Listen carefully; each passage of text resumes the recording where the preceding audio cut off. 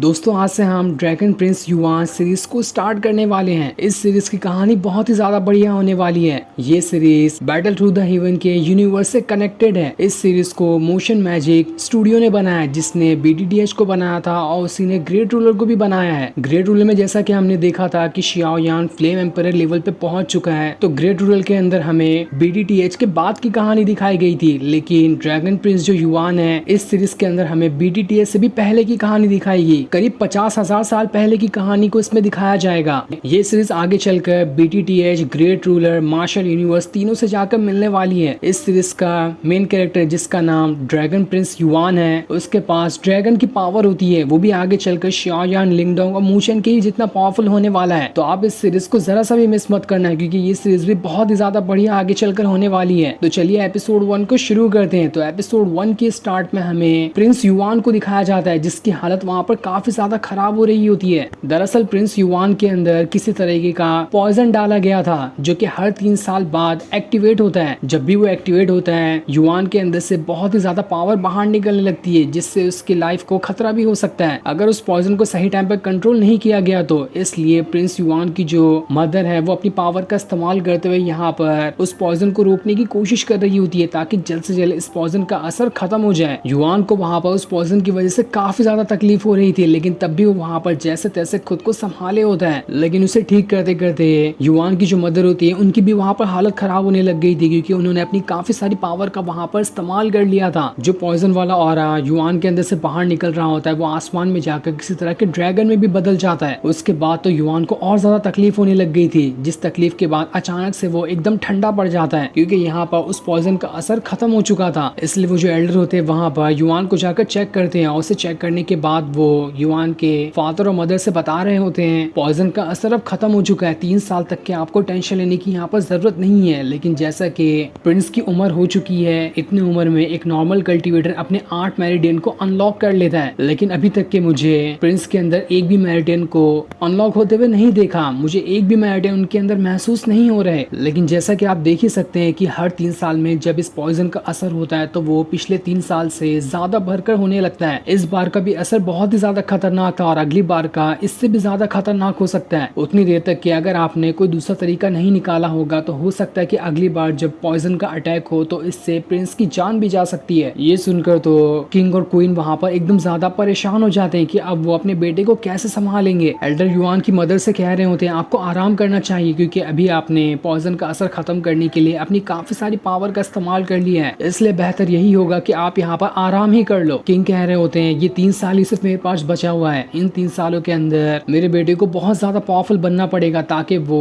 अगली बार जब पॉइजन का असर हो तो वो उसे खुद से ही कंट्रोल कर सके। वरना 3 साल बाद जब अटैक होगा, तो हो सकता है उसमें उसकी जान चली जाए, जो कि मैं बिल्कुल भी नहीं चाहता। तभी वहाँ पर युआन को होश आ जाता है। वो अपने पेरेंट्स से पूछ रहा होता है मैं समझ चुका हूँ कि मेरे पास अब सिर्फ 3 साल ही बचे हुए हैं। मैं मर जाऊँ उससे पहले आपको मुझे बता देना चाहिए कि आखिर ये पॉइजन क्या है। मैं आज तक खुद नहीं समझ पाया कि आखिर ये किस तरह का पॉइजन है, और ये मेरे अंदर आया कैसे। तब ये सुनकर युआन के जो फादर होते हैं उससे कह रहे होते हैं लगता है अब टाइम आ चुका है तुम्हें सच्चाई बताने का। तो ये बात करीब 100 साल पुरानी है। 100 साल पहले दावू डायनास्टी हमारे जाओ डायनास्टी के साथ ही रहा करती थी। दोनों डायनास्टी मिलकर एक साथ ही पूरे के पूरे इलाके को चलाया करते थे। लेकिन आज से करीब 10 साल पहले दावो डायनास्टी ने हमारे खिलाफ ही जंग छेड़ दी, और उनसे हमें फाइट करना पड़ा। पिछले कई सालों से दावो डायनास्टी ने अंदर ही अंदर खुद को पावरफुल बना लिया था, इसलिए हम अचानक से हुए हमले को उतना अच्छे से संभाल नहीं पाए। जिसके बाद हम उसी लड़ाई का सीन देखते हैं जब दावो डायनास्टी युआन के डाओ डायनास्टी के ऊपर अटैक करने वाली होती है। उसी टाइम पे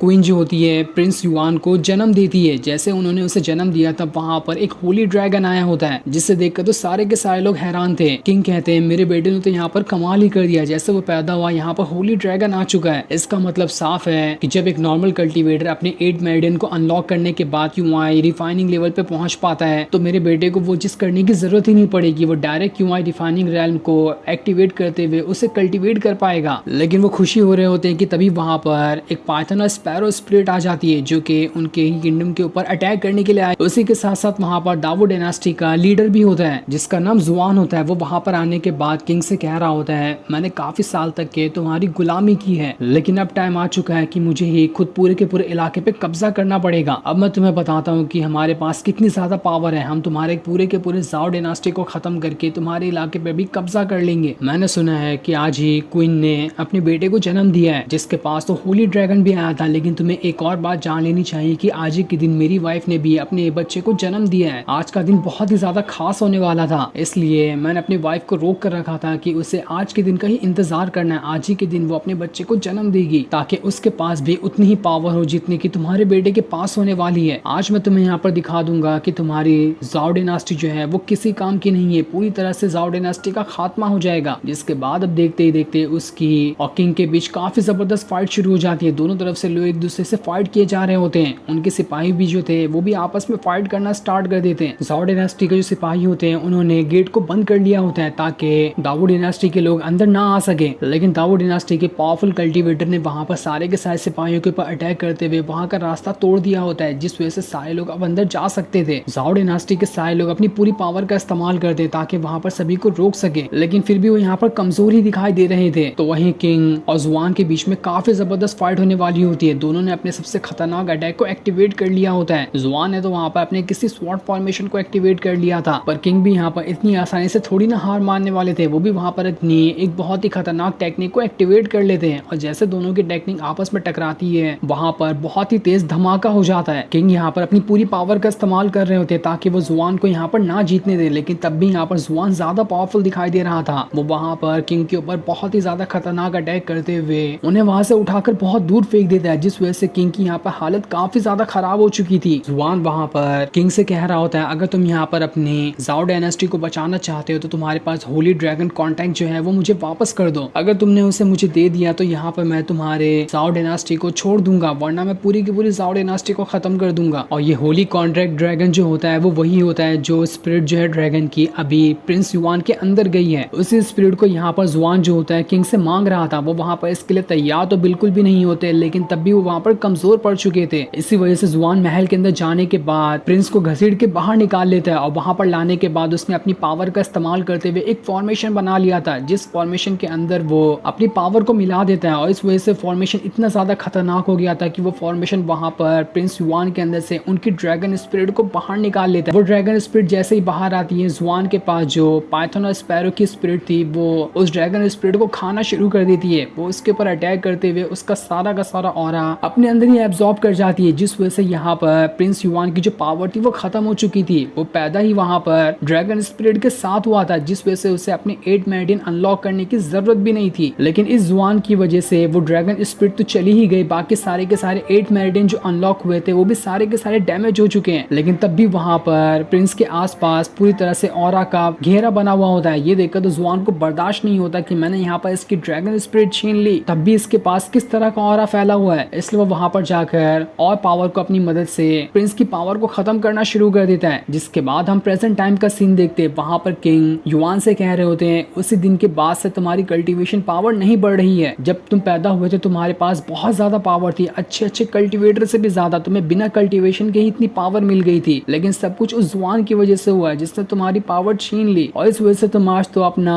8 मेरिडियन तक के अनलॉक नहीं कर पा रहे हो। तो ड्रैगन स्पिरिट हासिल करने की बात तो छोड़ ही दो। जो सुनकर तो युआन को भी बहुत ज्यादा बुरा लगता है। वो अपने पेरेंट्स से कह रहा होता है मुझे माफ कर देना, मेरी वजह से आपको कितनी ज्यादा परेशानी उठानी पड़ी है। वेल्डर वहां पर युआन को बता रहे होते हैं ये तो कुछ भी नहीं, तुम्हें पता है कि तुम्हारी माँ जो है अपनी सारी पावर का इस्तेमाल करते हुए हर 3 साल में जो पॉइजन का अटैक तुम्हारे ऊपर होता है उसे रोकने की कोशिश करती है। जब वो अपनी पावर का इस्तेमाल करती है तो उसकी वजह से तुम्हें तो अगले और 3 साल मिल जाते हैं, लेकिन उनकी लाइफ से 1 साल कम हो जाता है। इतनी ज्यादा उन्हें अपनी पावर का इस्तेमाल करना पड़ता है। और अगर ऐसा ही चलता रहा तो मुझे लगता है कि करीब 10 साल सिर्फ और बचे हैं। 10 साल के अंदर तुम्हारी माँ भी इस दुनिया से चल बसेगी, अगर उन्होंने ऐसे ही हर 3 साल के अंदर तुम्हें अपनी पावर दी तो। इसलिए अब जिम्मेदारी तुम्हारी है कि तुम खुद को इतना ज्यादा पावरफुल बना लो कि तुम्हें अपने माँ की पावर की जरूरत ना पड़े। तुम खुद से ही उस पॉइजन को अटैक को संभाल लो और खुद को इतना ज्यादा पावरफुल बना लो कि तुम्हारे दुश्मन तुम्हारे सामने खड़े होकर भी ना देख सके। जो सुनकर तो युआन की आंखें एकदम खून से भी ज्यादा लाल हो गई होती है। उसे बहुत ही ज्यादा गुस्सा आ रहा था क्योंकि आज पहली बार उसे अपनी सच्चाई मालूम पड़ी कि उसके साथ जो ये सब हुआ है उसे करने वाला आखिर कौन सा इंसान है। युआन अपने फादर से पूछ रहा होता है फादर आपको कोई तरीका पता है जिस वजह से मैं अपने माँ की जो लाइफ स्पैन है उन्हें बढ़ा सकता हूँ। मैं बिल्कुल भी नहीं चाहता कि मेरी माँ सिर्फ 10 साल और ज्यादा जिंदा रहे। तब किंग वहाँ पर कह रहे होते हैं कुछ जीनियस हैं जिनके पास हेवन और अर्थ की पावर है। उन जीनियस के पास ही इतनी ज्यादा पावर होगी कि वो किसी के भी लाइफ स्पैन को बढ़ा सकते हैं। मैंने दुनिया की हर ताकत लगा दी उनके पीछे कि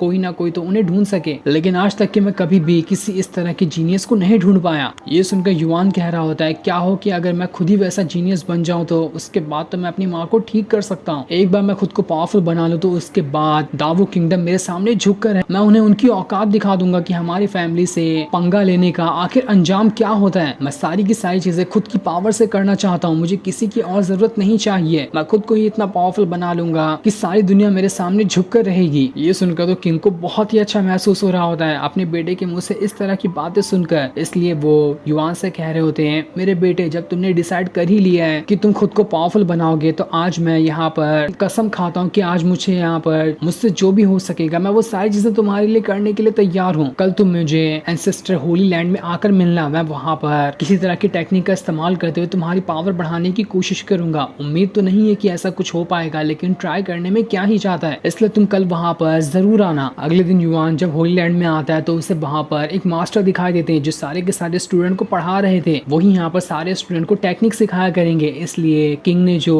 यहाँ पर प्रिंस युआन का एडमिशन करवा दिया था ताकि यहाँ पर पढ़ने के बाद प्रिंस युआन खुद की और ज्यादा पावर बढ़ा सके। और यहाँ पर रहने के बाद युआन को पता चलेगा कि किस तरह से कल्टीवेशन की जाती है। वहीं पर यूवी नाम की एक लड़की भी होती है जो प्रिंस को देखकर कहती है, प्रिंस लाओ मैं आपकी यहाँ पर मदद कर देती हूँ, आपको कुछ भी रहेगा तो मुझे बताना, मैं आपकी मदद करने के लिए तैयार रहूंगी। युआन यूवी से पूछ रहा होता है, मैंने सुना कि तुम्हारे ग्रैंडपा की तबीयत खराब है, उनकी हालत अभी कैसी है, क्या तुम मुझे उनके बारे में बता सकती हो? जिस पर यूवी कहती है, आपको उनके बारे में टेंशन लेने की जरूरत नहीं है, उनकी तबीयत में धीरे धीरे करते हुए सुधार आ रहा है। ग्रैंडपा ने कहा है कि वो कुछ दिनों के अंदर आपके फादर और आपकी पूरी फैमिली को घर पे इन्वाइट करेंगे डिनर के लिए, लेकिन मुझे इस बात का डर लग रहा है कि मेरा तो एक छोटा मोटा सा घर है, उसमें वहाँ पर किंग आएंगे तो उनकी वहाँ पर बेइज्जती ना हो जाए कि ऐसे छोटे मोटे घर में वो कैसे चले गए। लेकिन युआन उससे कह रहा होता है, ऐसी बात कोई नहीं है, अगर तुम्हें मुझे नहीं बुलाना होगा तो मैं आऊंगा भी नहीं, ताकि थोड़ी और जगह हो जाए तुम्हारे छोटे से घर में। ये सुनकर यूवी जो होती है वो युआन के बारे में ही सोचने लगती है कि युआन ने काफी टाइम उसकी मदद की है। हर बार जब उसे किसी मुसीबत का सामना होता है तो युआन उसकी मदद करने के लिए आ ही जाता है। उसके ग्रैंडपा की तबीयत खराब हो या फिर कोई भी जरूरी काम क्यों ना हो, हर काम में युआन उसकी मदद के लिए हमेशा तैयार खड़ा रहता है। यही सारी चीजें वो वहाँ पर याद कर रही होती है। जिसके बाद युआन वहाँ पर यूवी से कह रहा था, तुम्हें पता है कि 2 महीने बाद ही हमारा एग्जाम आने वाला है, उसके लिए तो मैंने जरा सा भी तैयारी नहीं की। मुझे नहीं समझ आ रहा कि एग्जाम में मैं किस तरह से अपना परफॉर्मेंस दिखा पाऊंगा। मुझे लगता है कि मुझे बहुत ज्यादा मेहनत करने की जरूरत है। 2 महीना मेरे पास है, इन 2 महीने में मैं जी जान से मेहनत करूँ तो मैं वो एग्जाम भी अच्छे से क्लियर कर सकता हूँ। वहीं पर एक दूसरा डिसाइपल भी होता है, वो वहाँ पर युआन से कह रहा होता है, ज्यादा मेहनत करने की तो तुम्हें जरूरत है, लेकिन मैंने तो पहले से ही मेहनत करके अपना कोटा एग्जाम में पक्का कर लिया है। वो उसे वहाँ पे एक जेड भी दिखा रहा होता है जो उसे एग्जाम को पास करने के बाद मिल गया था। तब वहाँ पर दूसरा डिसाइपल जो होता है वो युआन से कह रहा होता है, कुछ टाइम पहले इसने यूवी के साथ फाइट की थी, उसी फाइट में इसने यूवी को हराकर इस जेड पेंडेंट को हासिल किया है, इस वजह से यहाँ पर इसका कोटा पूरा हो गया। पर वो डिसाइपल कह रहा होता है, तो इसमें कैसे गलत बात हुई, मैंने तो यहाँ पर फाइट को जीत कर इस जेड पेंडेंट को हासिल किया है ना। अगर युआन को भी ये जेड पेंडेंट चाहिए तो उसे भी फाइट करनी होगी और फाइट को जीतना पड़ेगा, उसके बाद तो इसे आसानी के साथ मिल ही जाएगा। भले ही वो प्रिंस क्यों ना हो, उसे फाइट में तो किसी न किसी को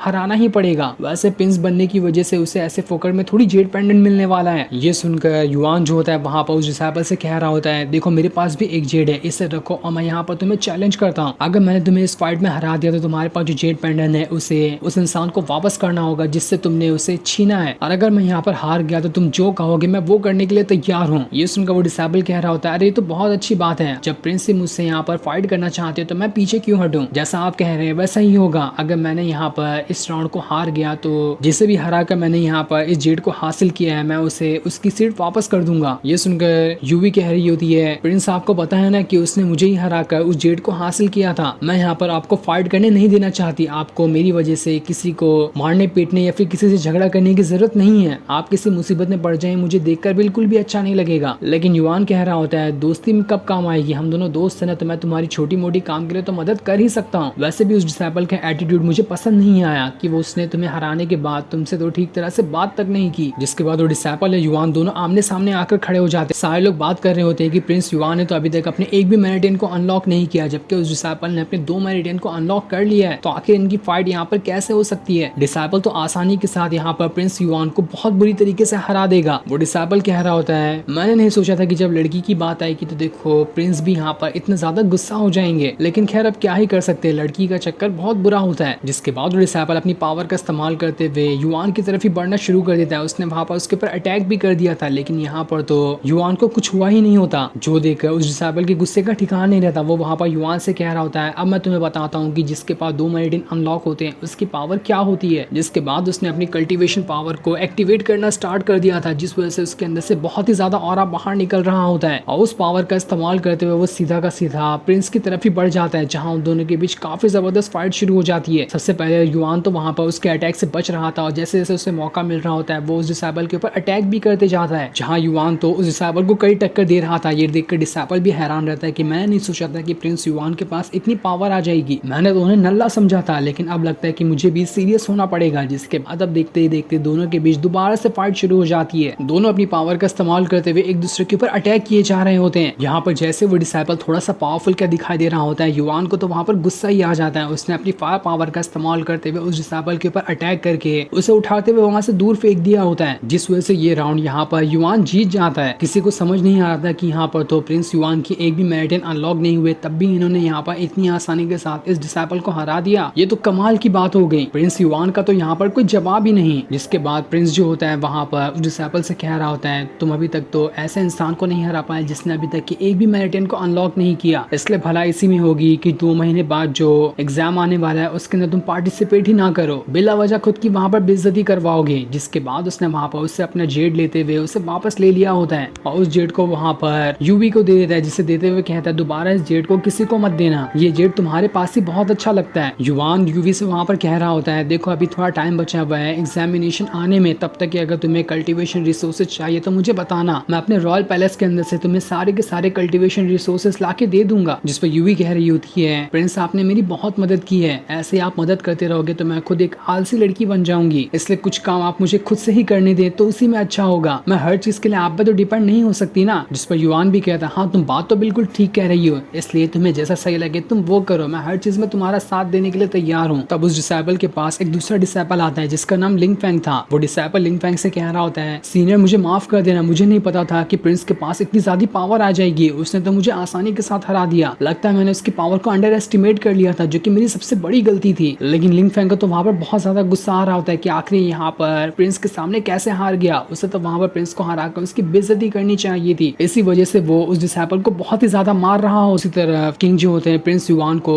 एंसेस्टर होली लैंड के पास लेकर आते हैं, जहां पर उन्होंने उसे एक सीक्रेट जगह पर लेकर आया था। वहां पर एक फॉर्मेशन बना होता है। किंग युआन से कह रहे होते हैं, देखो यहाँ पर एक बहुत ही ज्यादा पावरफुल फॉर्मेशन बना है जिसे आज तक के जल्दी कोई भी एक्टिवेट नहीं कर पाया, तो मैं यहाँ पर इस फॉर्मेशन को एक्टिवेट करने की कोशिश करनी है, मैं देखना चाहता हूँ कि तुम यहाँ पर इस फॉर्मेशन को एक्टिवेट कर पाते भी हो या फिर नहीं। तब युआन जो होता है वहां पर अपना थोड़ा सा ब्लड जमीन पे गिरा देता है, ताकि उस ब्लड का इस्तेमाल करते हुए वहां पर उस फॉर्मेशन को एक्टिवेट कर सके। ब्लड यहाँ पर युआन को पहचानने की कोशिश करेगा कि वो इस फॉर्मेशन को एक्टिवेट करने का सही हकदार है भी या फिर नहीं। उसे सही लगेगा तो यहाँ पर वो फॉर्मेशन एक्टिवेट होगा, वरना वो नहीं होगा। काफी देर तक इंतजार करने के बाद जब वहां पर फॉर्मेशन एक्टिवेट नहीं होता तो युआन वहां पर एकदम ज्यादा उदास हो जाता है कि मैं भी यहाँ पर इस फॉर्मेशन को एक्टिवेट नहीं कर पाया। लेकिन तभी उसके अंदर से काफी ज्यादा पावर बाहर निकल के आने लगती है। ऐसा लग रहा था कि वो फॉर्मेशन वहां पर एक्टिवेट हो रहा है, और देखते ही देखते वो फॉर्मेशन वहां पर एक्टिवेट हो जाता है, जिसे देखकर तो युआन और किंग दोनों हैरान थे कि यहाँ पर तो युआन ने बड़ी आसानी के साथ इस फॉर्मेशन को एक्टिवेट कर दिया। वो फॉर्मेशन बहुत ही ज्यादा बड़ा और पावरफुल दिखाई दे रहा था, जो कि पूरी की पूरी जगह को चारों तरफ से घेर लेता है। उसी के अंदर युआन भी चला गया होता है, उसके चारों तरफ एक शील्ड बन गई थी जिसके अंदर तो किंग भी नहीं आ पा रहे होते हैं। किंग को समझ नहीं आ रहा था कि यहाँ पर ये हो क्या रहा है, क्योंकि उन्होंने खुद आज तक के इस फॉर्मेशन को एक्टिवेट नहीं कर पाया था। वो बस युआन से कह रहे होते अपना ख्याल रखना, पर तभी देखते ही देखते फॉर्मेशन के अंदर से कई सारे अटैक निकलते हुए युआन के ऊपर ही करना शुरू कर देते हैं। ऐसा लग रहा था कि वो यहाँ पर युआन को टेस्ट करना चाहते हैं। युआन तो वहाँ पर ठीक से खड़ा भी नहीं हो पा रहा था। उसे कह लग रहा होता है कि ये टेस्ट तो बहुत ही ज्यादा खतरनाक है,